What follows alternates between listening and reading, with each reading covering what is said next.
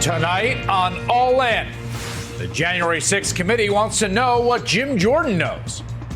I just don't know. I'd have to go back and I don't know that when those conversations happen. Tonight, the formal request to speak to Jim Jordan and why their inquiry goes beyond conversations with Trump on January 6th. Plus, new reporting on why the Pentagon held back the National Guard during the insurrection. Then, good news whether you take the pandemic seriously or not. Where are the therapeutics, that monoclonal, the treatment therapy? Antibody, yeah. Yep, antibodies. There's only one that's still working now. Tonight, the optimistic new research about Omicron and why the FDA approval of a therapeutic pill could be a game changer. And more unequivocally good news about presents under the tree. As the New York Times said today, Christmas gifts are arriving on time this year. Good news, we've saved Christmas. When All In starts right now. Good evening from New York. I'm Chris Hayes. Back in July, when the Speaker of the House of Representatives, Nancy Pelosi, was assembling the select committee that would investigate the January 6th attack on our democracy, you may recall House Republicans, led by Minority Leader Kevin McCarthy, made a pretty big deal about the makeup of the committee. Speaker Pelosi has taken the unprecedented step of denying the minority party's picks for the select committee on January 6th. This represents something that has not happened in the House before for a select committee by the historian. It's an egregious abuse of power. Pelosi has broken this institution. Now, McCarthy's strategy was pretty obvious at the time. He was trying to stack the committee with Trump allies who would do everything in their power to disrupt the investigation they all proclaimed to be illegitimate. And the loudest of them, of course, the person who would run point on that would be Congressman Jim Jordan of Ohio. Now, Speaker Pelosi rejected Jordan's appointment to the committee, precipitating that speech by Kevin McCarthy. And the reason she did was because, among other reasons, there were concerns that Jordan and other Republicans should not be part of the committee investigating an incident in which they could potentially be witnesses, or worse. Well, what do you know? Today, the bipartisan select committee investigating January 6th has sent a letter to Congressman Jim Jordan of Ohio, requesting he voluntarily meet with investigators to discuss his role in the events of January 6th. Notably, like the letter that was sent to Scott Perry, another House Republican, this is not a subpoena. It's basically, hey, you're a member of the House. We're doing House business here. Come talk to us. But the committee's nonetheless requesting testimony from Jordan, who, as previous reporting has indicated, was integral to the congressional strategy for Trump's attempted coup. In the letter to Congressman Jordan, the committee says, quote, we understand that you had at least one and possibly multiple communications with President Trump on January 6th. We would like to discuss each such communication with you in detail. Congressman Jordan freely admits that he spoke to Donald Trump on the day of the insurrection, but he gets a little, squirmy when you try and pin him down on exactly when. Did you speak with President Trump on January 6th? Yeah, I mean, I spoke with the president last week. I speak with the president all the time. I spoke with him on January 6th. I mean, I talk with President Trump all the time. On January 6th, did you speak with him before, during, or after the Capitol was attacked? I'd have to go. I spoke with him that day after. I think after. I don't know if I spoke with him in the morning or not. I just don't know. I'd have to go back and I don't know that when those conversations happen. When did you speak with the former president on January 6th? Did you talk to the former president before, during, or after the attack on the Capitol? Of course, I've talked to the president. All three? Of course, I've talked to the president. I've been clear about that. I talk to him all the time. This is not about me, Mr. Chairman. I think so. Would you tell Jim Jordan that the I talk to him all the time line isn't doing the work that he thinks it's doing? Now, again, Kevin McCarthy tried to make that guy part of the investigation into what happened on January 6th and the lead up to it. But in its letter to the congressman, the committee points out that Jim Jordan's involvement, of course, extends way beyond whatever conversations he had with Trump on the 6th, before or after, during. He was a crucial player in planning the coup attempt that led to the insurrection in the first place. Quote, we also must learn about the activities that led to the attack on January 6th. Public reporting suggests you may also have information about meetings with White House officials and the then president about strategies for overturning the results of the 2020 election. To be honest, the committee is almost underselling Jordan's involvement here. As the New York Times reports, 2 days after the AP called the election for Joe Biden, Jordan huddled with top Trump staff at campaign headquarters and, quote, the group settled on a strategy that would become a blueprint for Mr. Trump's supporters in Congress. Hammer home the idea the election was tainted, announce legal actions being taken by the campaign, and bolster the case with allegations of fraud. That's exactly what they did. None of it quite worked, of course, except to sow doubt in legitimacy of a free and fair election, something Jordan seemed eager to go along with. Weeks later, in December last year, he doubled down, told Trump not to concede, telling a reporter, quote, we should still try to figure out exactly what took place here. As I said, that includes, I think, debates on the House floor, potentially on January 6th. Jordan meant what he said. On January 5th, we now know he forwarded a text message to White House Chief of Staff Mark Meadows encouraging Vice President Pence to just overturn the election single-handedly, throw out the will of the voters, and essentially pave the way to install Trump as the winner. On the day itself, January 6th, Jordan was one of 147 members of Congress who voted not to seat the electors. That's not all. The committee also wants to know if Jordan worked to dangle pardons for fellow coup plotters. Quote, we would also like to ask you about any discussions involving the possibility of presidential pardons for individuals involved in any aspect of January 6th or the planning of January 6th. Joining me now, a member of the January 6th committee, Congressman Pete Aguilar of California. Congressman, why do you want to talk to Jim Jordan?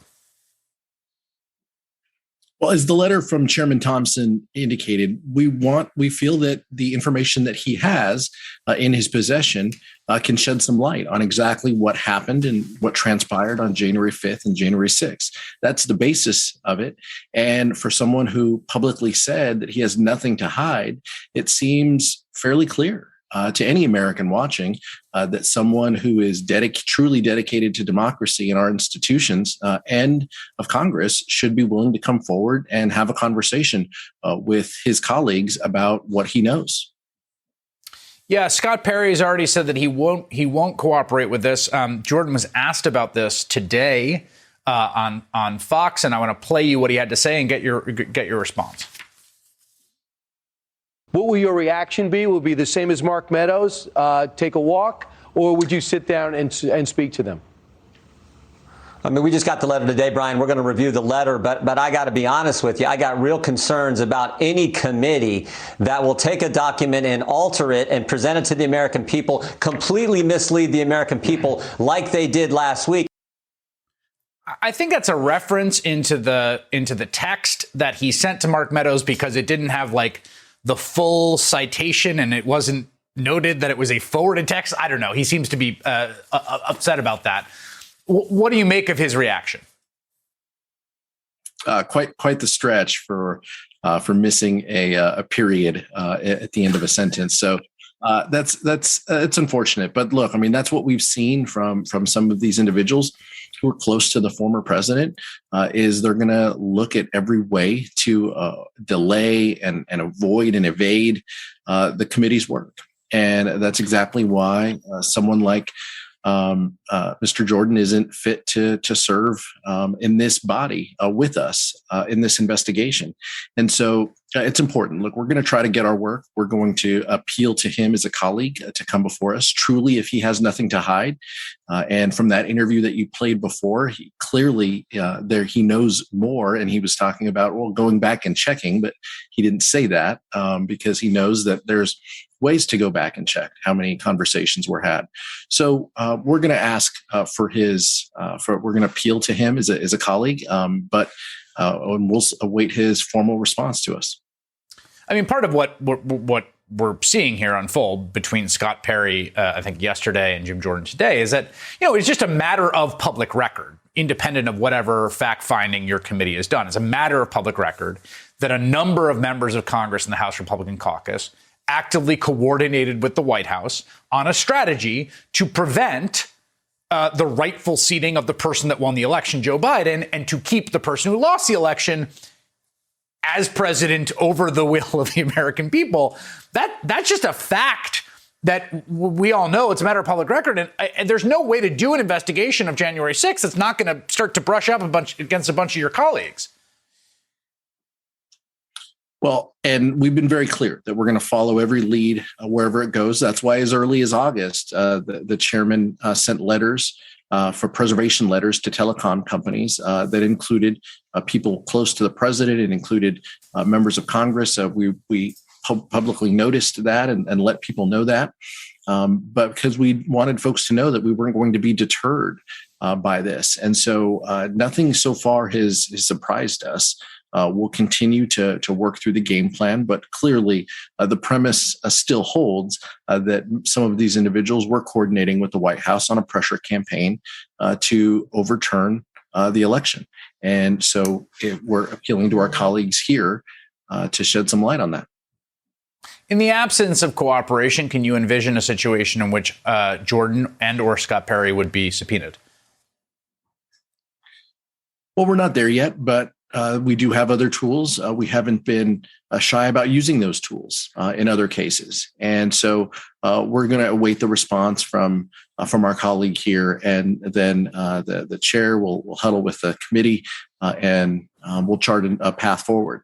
But it's also important to note that over 300 people have been interviewed. Some that we noticed publicly, I think over 40 that we noticed publicly. Many conversations are happening quietly, and we would prefer that to gather information, to review, and to continue to chase these investigative leads. We're going to continue to do that work, out of the public realm, and we're going to have success doing that. We're not going to be deterred for investigating the January 6th attack on the Capitol. Our mission and our focus is to get to the truth, and Chairman Thompson has been charting a path to get us there. All right, Congressman Pete Aguilar, thank you very much. Thanks, Chris. For more on Jim Jordan, I'm joined by Olivia Beavers, congressional reporter at Politico. If nothing else, Olivia, this highlights what a mess it would have been if Jordan was sitting on the committee. Yes. And, you sort of talked about it earlier. We are approaching a point that we sort of knew was inevitable, which is if the January 6th committee wanted to do what it has always talked about doing, which is going through exactly what happened that day, who Donald Trump was speaking to, including members of the House, that means that at one point, these members on the committee would be trying to get their own colleagues to testify before them. And you were just trying to get Congressman Aguilar to say it right there. Does the committee choose to subpoena them? We're entering into a sort of murky, unprecedented position of, do they want to take that step, or do they try to censor or, refer them to the ethics committee? And one thing to think and keep in mind is that Congressman Jim Jordan will potentially be, and is poised to be, the next chairman of the House Judiciary Committee. So he will also likely use those tools for reasons that are completely unrelated to January 6th, for whatever is in the interest of the House Republicans that they want to use politically or whatever, and try to subpoena Democrats. So, that's something that I'm sure is in the back of their mind as they're weighing whether they do take that step to subpoena Jim Jordan. And he's key, as you highlighted earlier, to kind of figuring out what happened on January 6th. Yeah, I mean, when you talk about unprecedented, there's so much that's unprecedented here. Obviously, that the actual event that happened on January 6th, the sort of resistance to a peaceful transfer of power as embodied by the incumbent and defeated president, which we've never seen anything quite like that. But there's also Watergate. Obviously, Nixon had his allies in Congress, but it's not like they were plotting with him. I mean, they kept that pretty much, they kept that in the White House. Again, like I just said to Congressman Aguilar, it is simply a matter of public record. There were sympathetic collaborators in this scheme, both quite publicly and behind the scenes in the House Republican caucus. I mean, after the attack, the majority of the caucus comes in and votes not to seat the electors. So there's no way to do this investigation that's not going to put them squarely in the middle. Well, it's going to be interesting. And one thing that we highlighted earlier when I actually was on your show a couple of months ago was that we know that Jim Jordan didn't have just one phone call. He admitted to me that he had multiple phone calls. And one source told me that he was urging Trump to tell his followers to stand down, which seems to fall in line with some of the text messages and other documents that Liz Cheney and the committee were reading off. So you do know that he was involved in various different steps of the way, even though he still won't say when that phone call happened. So it's going to be interesting to kind of keep pulling at these threads. And yes, it is unprecedented, the area that we're in. And so it's going to be interesting to see how the committee moves forward. Yeah, just to play another exchange from that Rules Committee back and forth between the chair, Jim McGovern, and Jordan on that question, where Jordan confirms at the very least he talked to him after the attack. Take a listen. Did you talk to the president, former president, before, during, or after the attack on the Capitol, or was it all three? The reason why I ask is, you had 84 days since you said you couldn't remember, and you would check. So if you could just clarify the record, was it before, during, or after the attack on the I talked to the president after the attack. So not before or during? Right. Yeah, I mean, that it's not clear whether that's true. I mean, that's what he says. But it's also interesting to imagine, the sort of embarrassment he's seeking to avoid is that it coming out that he called the president, told him, like, please call off the mob that is threatening all of us, as many people were doing at that time. Yes, I don't. What didn't make sense to me about that point is why would you be calling the president, asking him to tell his mob to stand down if the attack was already over? Right. So that's something that I haven't been able to square is the point that he's making. And if he's made multiple phone calls, he's also not saying that a phone call didn't happen when rioters were trying to breach the Capitol and stop the election from being certified. All right, Olivia Beavers, thank you so much for your time. Thanks, Chris. Up next, an intriguing explanation for one of the biggest mysteries of January 6th, why the Pentagon took so long to send in the National Guard. Were military officials actually trying to stop a full Trump coup by keeping troops away from the insurrection? That's next. Hello there, I'm Chuck Todd, and this holiday season, call me the ghost of Christmas past, exploring what could have been in an alternative political history. We're going to go back in time and pretend that one thing, and one thing only, that did happen actually didn't happen. What if Bill Clinton had resigned? What if JFK had lived? We'll explore the political what-ifs and talk with experts who can help envision how it would have changed our politics and our country. Join us as we meet the alternative history, a special 4-part series on the Chuck Toddcast. Listen now wherever you get your podcasts. Roseanne Boyland was 34 when she died at the Capitol on January 6. 3 days later, I learned she was from my hometown. From MSNBC, I'm Ayman Mohyeldin, and this is American Radical, the story of how one woman became a foot soldier in one of the most dangerous movements in America. It happened so quickly, just going from being a totally apolitical person to dying for Trump on January 6th. American Radical, the newest MSNBC original podcast series. Search for American Radical wherever you're listening and follow.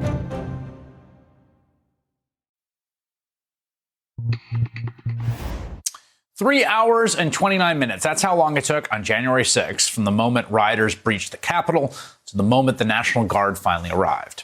In that 3 hours and 29 minutes, lawmakers and congressional staff barricaded themselves on chamber floors and offices as rioters ran through the Capitol, and police fought to prevent more insurrectionists from breaching the building. Exactly why the National Guard wasn't deployed earlier, despite increasingly desperate requests from the Capitol Police, is one of the big questions about January 6th. And now there's a new potential explanation, identified by the online forum Just Security. The, quote, senior military officials constrained the mobilization and deployment of the National Guard to avoid injecting federal troops that could have been remissioned by the president to advance his attempt to hold onto power. One of the co-authors behind that extraordinary piece is Ryan Goodman, founding co-editor-in-chief of Just Security, professor at New York University School of Law, and he joins me now. Ryan, I found this piece really illuminating. Let's start with just like the problem to solve for here. It just was very clear both during the day as we were watching and in the aftermath that something has gone catastrophically wrong when the seat of the U.S. government can come under attack, violent attack for 3.5 hours, and there are no reinforcements. There is no essential backup from the National Guard to protect it. The question is, why did that happen? What is the official explanation for it? So the official explanation is that the Department of Defense was actually operating with great dispatch, but it takes bureaucratic procedures in order for them to determine what will be the concept of operation before they will authorize the deployment, and they first have to mobilize the forces.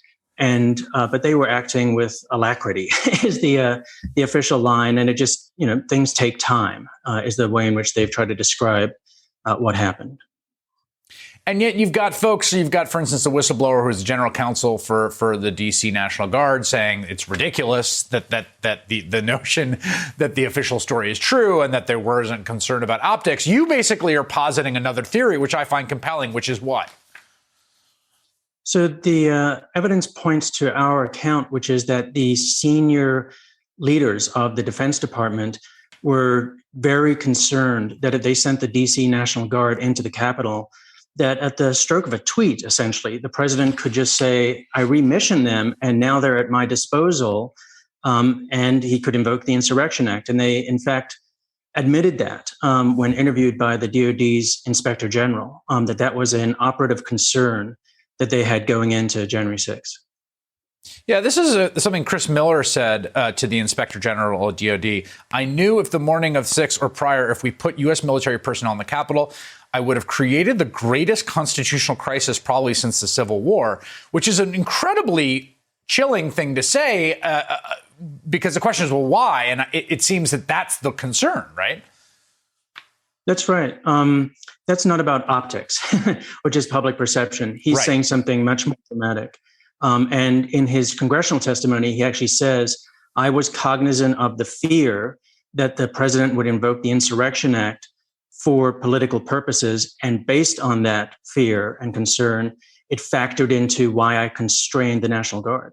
So he's admitted to quite a bit of it. And if you piece it all together, it seems to line up with the facts that really did happen that day, which, as you say, there's no good explanation. We need an explanation for why it took the Guard over 3 hours to even get there. Right. So the idea is the highest levels of leadership at the Department of Defense are concerned that if the National Guard is brought in to back up the Capitol Police and MPD who are there being set upon by the mob, the president is ultimately their commander and can say, the new mission is you must clear the Capitol of everyone. We're not doing the electoral stuff today. Everyone go home. And then you have something that we've never encountered before.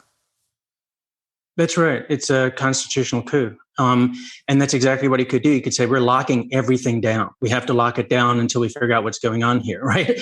And that was the goal. We know that's the goal. He wanted to delay the certification at a minimum. So he could have tried to effectuate it that very way. And in fact, all different players in this are understanding that. Ruben Gallego, is on the record saying that he told his, fellow members of Congress, look, don't get on the buses and leave, because that's how a coup happens. We know that Mike Pence essentially refused to leave the building. And I think all of those different folks, DOD, Mike Pence, Ruben Gallego, all these people understand the president of the United States wants to stop the transfer of power. And if he can get everyone out of the building, then maybe he can do it. That's right. And that's why you even have on the phone Mitch McConnell with the Secretary of Defense late in the day saying, we need this cleared. We are getting back to work so that everybody can continue to perform their duties and transfer power to the next president. Ryan Goodman, who did some great work. You can check it out over at Just Security. Thank you very much. Thank you. Ahead, something we don't get to talk about nearly enough, but tonight there's actually some good news on the COVID pandemic front. Promising data on Omicron, what it means for your holiday plans. Next.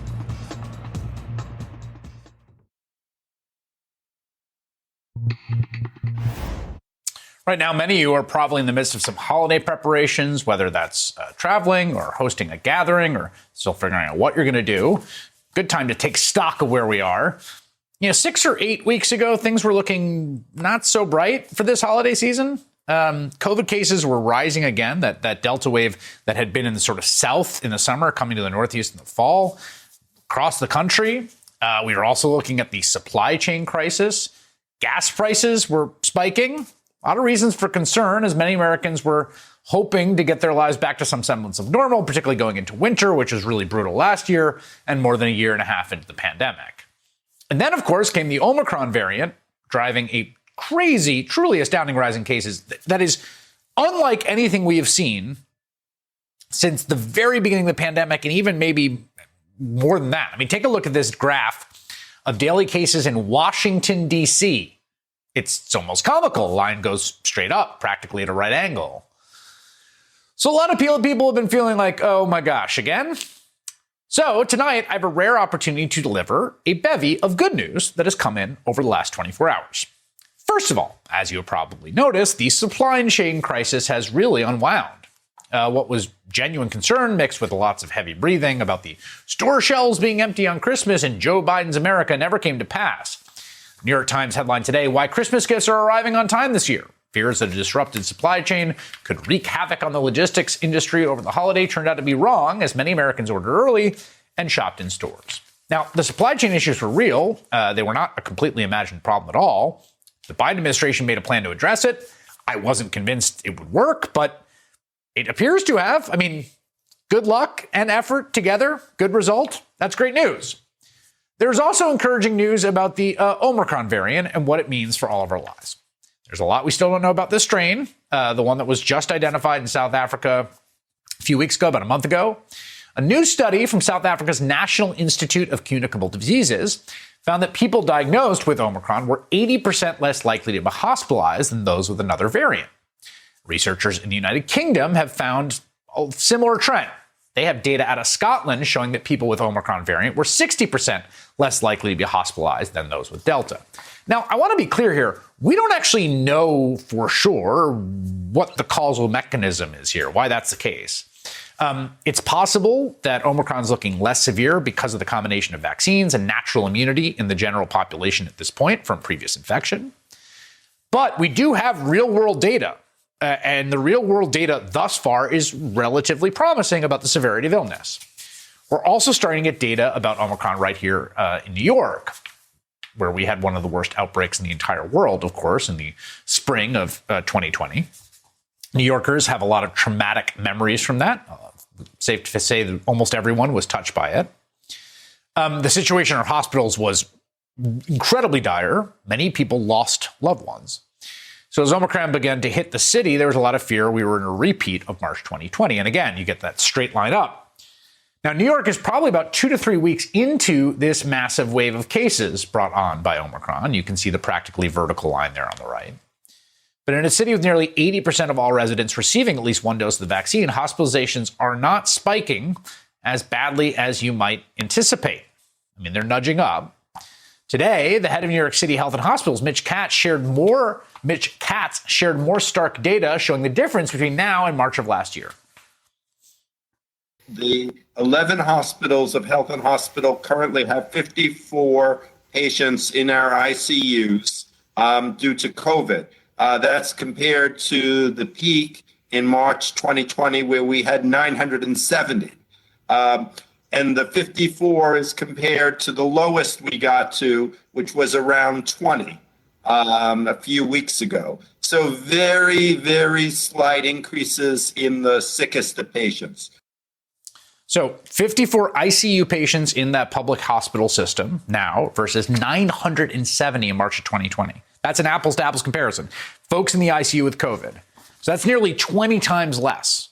Now, again, we're a few weeks into this. We don't know where it's going to go, but that's what we're talking about when we say we are in a different place now. And thank God that we are. Now, you may have heard about the biggest and possibly best news of the day, which is the Food and Drug Administration just approved the first at-home pill treatment for COVID for people ages 12 and up at high risk for severe disease. It's an antiviral drug. It's made by Pfizer. It's called Paxlovid. It appears to be very effective. A study of more than 2,000 high-risk people found the drug reduced the risk of hospitalization or death by nearly 9% when taken within 3 days of the onset of symptoms. In fact, the drug performed so well that Pfizer actually stopped that study, moving to get it approved and out to the public as quickly as possible. As Wall Street Journal notes, that usually happens if an experimental drug is found to be so effective, it would be unethical to continue the study, including subjects who received a placebo. Pfizer had tens of thousands of pill packs ready and waiting to be distributed for their Memphis warehouse upon approval from the FDA. It's a 5-day regimen, 2 pills per day, taken along with a generic antiviral. Pfizer says they will have 180,000 courses ready by the end of the year. That will likely not be enough to meet demand in the immediate future. Production will ramp up into the next year. The U.S. government already has a contract to buy 10 million doses, which could be a real game changer, along with vaccination and rapid testing at scale, to create the future of the new normal. And on top of that, some more great news out of the blue. Get this. U.S. Army scientists at Walter Reed have developed a vaccine that works on COVID-19 and all of the SARS coronavirus variants. This is the strain of viruses that has caused problems for 20 years. I mean, very huge disruptive outbreaks from SARS to MERS, now COVID-19. The vaccine has just completed phase 1 trials with positive results. It's a really, really big deal, enormously encouraging. Go Army researchers. Now, the experience of the pandemic has been so insane, incredibly traumatic for a lot of people, a lot of ways. It's the largest mass casualty event of our lives. It's knocked nearly 2 years off American life expectancy. You can see that dramatic drop in this chart. It's been the largest disruption to American daily life since at least World War II. Of course, for all that reason, you're justified in still being on tenterhooks about what's going on. There's a lot of reasons to think that in this particular moment, as we approach the holidays, the future looks better than the past.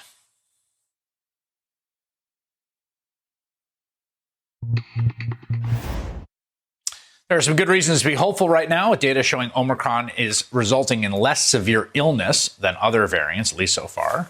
The FDA approving the first at-home pill to treat COVID. Obviously, a lot of concern remains, with Omicron now identified in all 50 states and cases just skyrocketing in the places where it's transmitting just ahead of the holidays. We also just got news that House Majority Whip James Clyburn has tested positive for COVID. He says he's fully vaccinated and boosted, so far asymptomatic. He's 81 years old. Dr. Craig Spencer is Director of Global Health and Emergency Medicine at Columbia University Medical Center. He recently wrote about his concerns that Omicron will overwhelm America's emergency rooms in the Atlantic.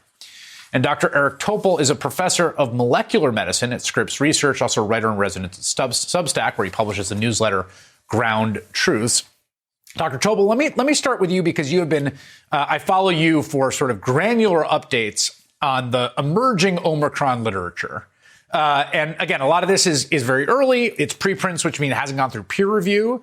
And we've got both lab studies, which are looking at how the molecule works and the virus works. And then we've also got just like what's happening out in the world. It does seem an emerging theme is less severe illness, even if we don't understand the mechanism that's producing that.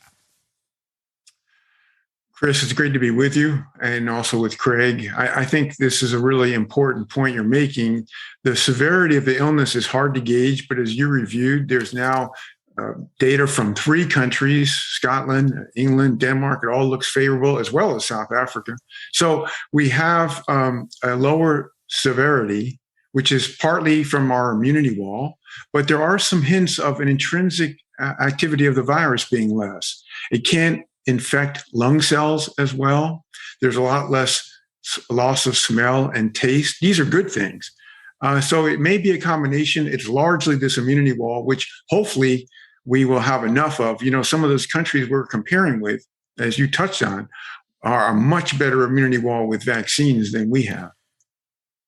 Right. Although in South Africa, for example, which has a lower vaccination rate than the U.S., there's also a lot of seroprevalence there. I mean, a lot of people have had COVID. They particularly were coming off a huge Delta wave in that country. So those combined form some sort of patchwork of immunity wall, right? Exactly. Yes, for sure. Dr. Spencer, let me ask you. You know, we've talked to you throughout this pandemic. You've worked all over the world in very intense situations of viral outbreaks. You were a doctor during the Ebola crisis. You were in New York during this first wave. I mean, what's your perspective on this data? What it means first for New York, but then let's zoom out to what it means for the hospital systems around the country. For sure. Well, it's great to be back, and good to see Eric. Look, you know, we have an immunity wall here as well in New York City, right? We got hit over the head in March and April of 2020. We've had infections throughout. We have a city that is highly vaccinated. And right now, there are a lot of people freaking out. I've got a lot of friends, colleagues, providers that are testing positive. But you're right, and I appreciate the positive spin that you gave in the last segment. look, we are not in March 2020. I'm not going to work every day, afraid that I'm going to get infected and lose my life or infect my family. We have treatments, we have vaccines, we have the experience and the knowledge for how to treat patients to reduce the severity. Now, I have a lot of concerns that other places around the country may not have the same level of protection, either because they haven't seen the virus as much or they're not as highly vaccinated. In many of those places, staff are already overworked, they're tired, they're exhausted, or there's just not enough of them. And that's why I'm worried, in addition to more healthcare workers getting sick, that in the coming weeks and months, despite all the positive news that you just laid out, we're going to see a crisis in many of our healthcare institutions and their ability to cope, even if the wave is smaller. Yeah, that point is a key one, because first of all, there's a lot of Delta in the country, and there's a lot of hospitals, there's a lot of hospitalization in the country from that Delta wave that never sort of subsided, right? I mean, we had sort of one, and then it sort of was moving northeast. But also, you got these staffing issues. I have already started to hear in New York City, like, you've got a lot of staff in New York City hospitals that are testing positive. So you have staff constraints there. You write that, basically you said you can't surge a circuit that's been burned out. And for frontline providers, there's simply no fuse that can fix the fact that we're fried, that there's just a certain level of constraint and that's going to make this difficult either way, even if that real world data is encouraging in terms of severity of illness. Right. In March 2020, like I wrote, we were worried about ventilators. Right now, I'm worried about nurses. It is a lot harder to make a nurse than it is a ventilator. We can't do this quickly. We can't do this well. Yep. And a hospital bed is just a bed without a good nurse by its side. Now let's talk about Paxlovid, Dr. Topol. This really does look encouraging, and it really does seem like there's two keys here. A testing regime that allows people to know they have COVID early so that it can be taken with the onset of symptoms, and a supply and mechanisms of distribution that can meet the need. Right. Well, it's more than encouraging, I'd say, Chris, because in fact, this is the biggest advance we've had since vaccines in the 2 years of the pandemic. Why is this so important? Because all the other things we've had, vaccines and monoclonal antibodies, they rely on our immune system. And this bypasses that. Omicron is, of course, the challenge to our immune system and our vaccines. But we don't have to worry about that with this Paxlovid. In addition, it has a marked reduction in the viral load that we carry in our upper airway by more than tenfold very quickly after taking the first few pills, which may come in handy with what you were just talking about, you and Dr. Spencer, about healthcare workers. If they get sick or they get infected, they're out for 10 days. Right. Yeah. That is, I hadn't thought of that aspect. Yeah, one other thing, if you can block hospitalizations by 89% and deaths, that's and up to 5 days from the onset of symptoms. I mean, this is really big stuff. So I'm excited about it. I haven't been excited about anything besides vaccines pretty much for the last couple of years. Yeah, and Dr. Spencer, obviously, the question here, which is a question that we've faced with vaccines, as supply has grown, but it's still constrained, is who gets this and how? And there's a sort of internal question in the United States, what to do with these doses, which is like a specific and pressing bioethical question. Where do they go? And then a broader question, which is a global equity question, which is still incredibly intense on vaccines, as well as the therapeutics of will the global South and billions of people who are not in the first world have access? Like everything that we have had through this pandemic, I am concerned about equity and equity first. Domestically, it's going to be the people with connections that are going to find a way to get these limited doses that will be rolled out in the next couple of weeks. This is going to be a challenge because not everyone has 4 hours to stand in a line here in New York City. You see where people are testing positive. It's the wealthier parts of the city, not because they have more COVID, but because they have more time. It's going to be a problem here for the rest of the country. It's going to be a problem internationally.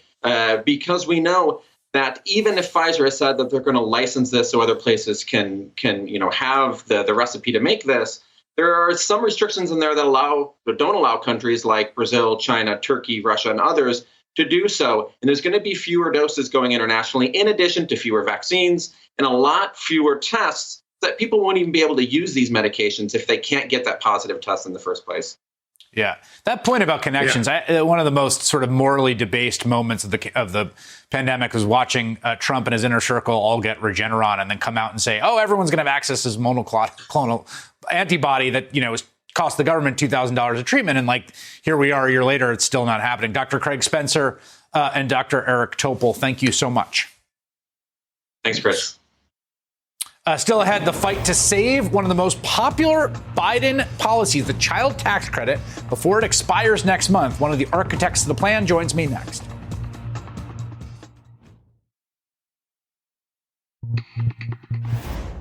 The Senate has already officially left Washington for the end of the year, leaving a whole pile of legislative priorities on the table for 2022. That includes the Build Back Better bill, President Joe Biden's signature climate and social safety net plan. And that also means, this is important, the enhanced child tax credit, which was passed in the American Rescue Plan earlier this year, and which the administration has touted as a vital tool to help middle-class, working-class families, and also to fight child poverty. And it's currently set to expire at the end of this year. By mid-January, without another enhanced benefits check, as many as 10 million children could fall back into poverty. Senator Michael Bennet of Colorado is one of the architects of the child tax credit, and he joins me now. Senator, this has been one of your central focuses as a U.S. senator. I was going to say your life's work, but that's maybe a little overstating things. But it's up I did. Well, I will say, Chris, I ran a virtually unnoticed campaign for president on this idea. I forgot about that, but you didn't. No, I'm kidding. That's true. You did. You did run on that. No, but in all seriousness, you have worked so hard, and I know Sherrod Brown and others have worked with you to have this happen. It's been there. First of all, what's the takeaway, just substantively? If you're saying, okay, we ran the experiment, we tried it for a year, what is your takeaway about its success, failures, what you think of it? It's been one of the most successful domestic policies in generations. We've cut childhood poverty almost in half. We've reduced hunger by a quarter. Just think about that for a second. We've reduced hunger in this country, where we have one of the highest childhood poverty rates of any industrialized country. We're 38th out of 41. And the poorest people, the poorest generation in America are our children. And what we've said is, we don't have to accept that as a permanent feature of our democracy, our economy, and it has worked exactly as we expected it would, which is people spending money to pay the rent, to buy groceries, and really importantly, to buy a little extra childcare so they can stay at work to support their families. I want to read you some reporting about your colleague, Joe Manchin, who I think is, it's pretty clear he's not super on board with this. Of course, he voted for the American Rescue Plan that piloted this for this year. Huffington Post reporting that he has told several fellow Democrats he thought parents would waste monthly child tax credit payments on drugs instead of providing for their children, according to two sources familiar with the senator's comments. And I have to say that mindset is not limited to the senator. I think there's a lot of people who say, oh, you're just sending checks to everyone. What are they going to do with the money? I think the anecdotal evidence in Colorado is people are spending it as I described it. I remember when the first checks went out, I met mom after mom after mom across the state who were saying that we were able to buy back to school clothes for our kids without bankrupting our families. These are the choices, by the way, people are having to make when we've had an economy that for 50 years has worked really well for the top 10% and hasn't really worked for anybody else. Finally, we have a tax cut for working people after we've cut taxes for the richest people in this country to the tune of $6 trillion. I can make all kinds of arguments about that, why that's welfare, why that's not needed. This is a time when families really need the help. And that's why we have to find a way to bridge the gap. We can't allow January to come without continuing the enhanced child tax credit. That's what we're going to fight to do. Well, we all know there are no rich people who ever use their money to buy drugs. But in terms of the other thing about that, Chris, I've been in the Senate now for 12 years. I've been there in the chaos at the end of a session when rich people's tax cuts are expiring. We never have any trouble extending those. And here we find ourselves in this position where, thanks to Joe Biden and the work of Sherrod Brown and Kamala Harris and Cory Booker and others, we've actually got a massive tax cut for working people. And we're going to say, what? We want to raise taxes in the middle of this pandemic? And double childhood poverty, it's completely irrational. Well, so you've got, unless the lay of the land is different than I perceive it. It's you got one guy to convince, and he doesn't seem to be on board. Well, he's not on board, and that guy is my colleague, Joe Manchin. We have a difference of opinion about this, but no one in the Senate has a monopoly on wisdom. And I think that it is very clear that in other countries that have a child allowance, like the child tax credit, the workforce participation rates are actually higher because it's easier for people to stay at work when they've got a benefit like this because they can buy childcare. If the car breaks down, they can get it fixed. And all I want to plead with Joe Manchin about is let's give it a chance to actually work. We've only seen it for 6 months, and the early reports are extremely positive. Let's let it go and see whether he's right or whether I'm wrong. And let's try to come to an agreement on other things that I may not agree with, but am willing to vote for in order to pass something for the benefit of the American people, which is, of course, why we were all sent to Washington to begin with, in theory. That's going to be at the top of the priority list in the new year. I think something can be worked out here. Maybe we'll have you back to talk about how that is. I remain hopeful that something this good is not going to be destroyed for no reason. Senator Michael Bennet, have a great holiday, sir. Thank you. Thanks. Have a great holiday, Chris. That does it for All In. You can catch us every weeknight at 8 o'clock on MSNBC. Don't forget to like us on Facebook. That's facebook.com/allinwithchris.